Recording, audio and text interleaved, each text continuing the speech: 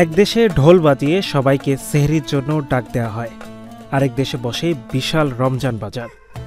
Malaysia ও ইন্দোনেশিয়ায় রমজান পালনের ধরন একেবারেই ভিন্ন, কিন্তু উদ্দেশ্য একই।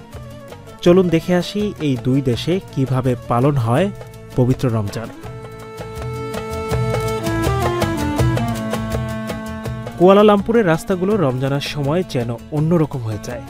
দিনের বেলায় অফিস আর স্কুলগুলোতে সবার মনোযোগ ইবাদতে, আর বিকেল হলেই মানুষ ছুটে যায় রমাদান বাজারে। এখানে ১০০ রকমের খাবারের পসরা বসে। এখানে জনপ্রিয় খাবারের মধ্যে আছে নাসি লামাক, রেন্ডাং এবং কান্ডার রাইস। নাসি লামাক মূলত সুগন্ধি ভাত, সাম্বাল ও ডিম দিয়ে রান্না করা হয়। রেন্ডাং হলো কিছুটা ধীর গতিতে রান্না করা মশলাদার গরুর মাংস, আর কান্দার রাইস হলো মালয় খাবারের স্পেশাল আইটেম।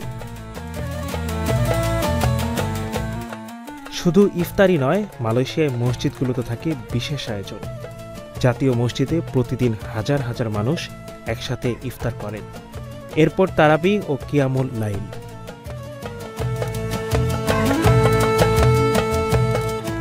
ইন্দোনেশিয়ার রমজান মানেই উৎসব মুখর এক পরিবেশ।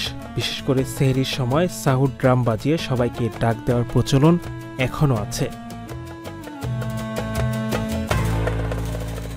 ইরানে ইফতারের সময় রাস্তার পাশে বসে অনেকেই বিনামূল্যে খাবার বিতরণ করেন, আর বাজারে পাওয়া যায় কোলাক, শতয় ও এসকাম্পুরের মতো ঐতিহ্যবাহী ইফতার।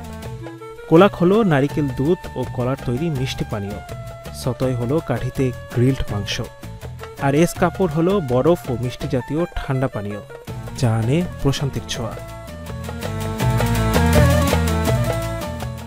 মালয়েশিয়া ও ইন্দোনেশিয়ায় রমজান পালনের ধরন আলাদা হলেও মূলত শিক্ষা এক: সংযম, দানশীলতা ও ইবাদত, যা বিশ্বের প্রতিটি মুসলিম দেশগুলোতে এক শান্তির বার্তা বয়ে আনে। Hello Bangla news desk.